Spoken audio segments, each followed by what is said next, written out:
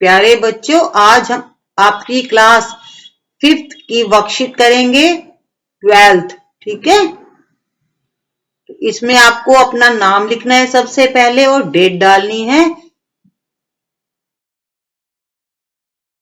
ठीक है बच्चों, तो हमारा आज का टॉपिक है बच्चों संज्ञा, सर्वनाम, विशेषण शब्दों को पहचान कर पाना एवं वाक्यों में प्रयोग कर पाना। तो संज्ञा, सर्वनाम, विशेषण तो आपको आती है बच्चों, मैम ने करवाई होगी आपको क्लास में। तो आज हम क्या करेंगे, इनको पहचानेंगे और उनका वाक्यों में प्रयोग करेंगे। तो जैसे जिस प्रकार पुस्तकों का घर पुस्तकालय होता है, उसी तरह आप इनके घरों के नाम लिखिए। नीचे कुछ दिए हुए हैं बच्चों, वहां पर आपको इनके घरों के नाम लिखने हैं। तो बच्चों मैं आपको बता रही हूँ कि घर का अर्थ आलय भी होता है। ठीक है, आलय को भी घर कहते हैं। तो हिम का घर, हिम के घर को कहते हैं बच्चों हिमालय। हिम का अर्थ होता है बर्फ। ठीक है, हिमालय पर बहुत बर्फ होती है। और देवों का घर देवालय। ठीक है, तो यहां पर देखो बच्चों सब में आलय जुड़ रहा है। विद्या का घर विद्यालय, जहां पर आप पढ़ने जाते हो, स्कूल को भी ठीक है विद्यालय कहते हैं हिंदी में। और शौच का घर यानी शौचालय। आप मेरी साउंड सुनिए, पीछे सब में आलय की साउंड आ रही है। ठीक है, और अनाथ का घर, अनाथ होता है जिसके माता पिता नहीं होते हैं और जिस घर में वो बच्चा रहता है उसे कहते हैं अनाथालय। आप अच्छी तरह से याद कर लीजिएगा। ठीक है, तो हमने बच्चों वाक्य में प्रयोग करना है।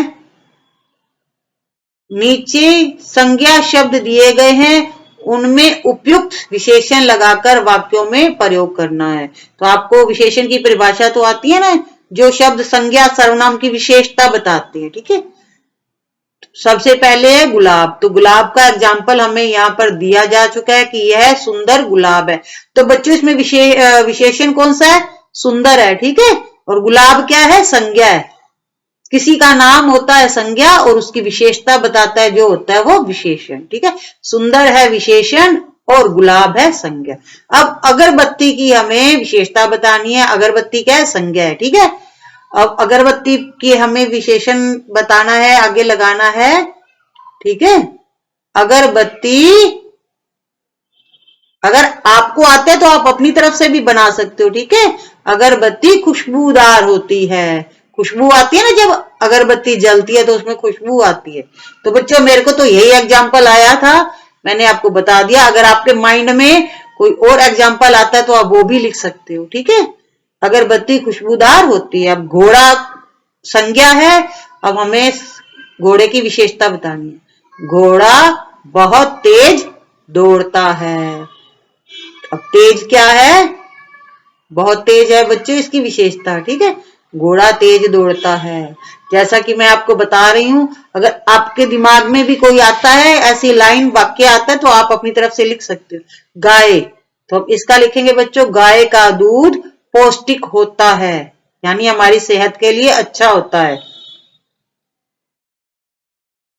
ये होता है बच्चों वाक्य में प्रयोग करना, कि हम पूरा सेंटेंस बनाए, लाइन बनाए।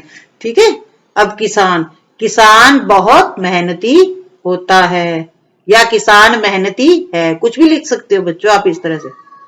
ठीक है, किसान एक संज्ञा है और मेहनती है बच्चों इसकी विशेषता।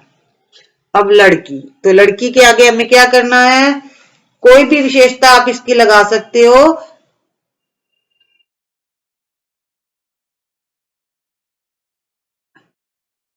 यह लड़की बहुत बुद्धिमान है।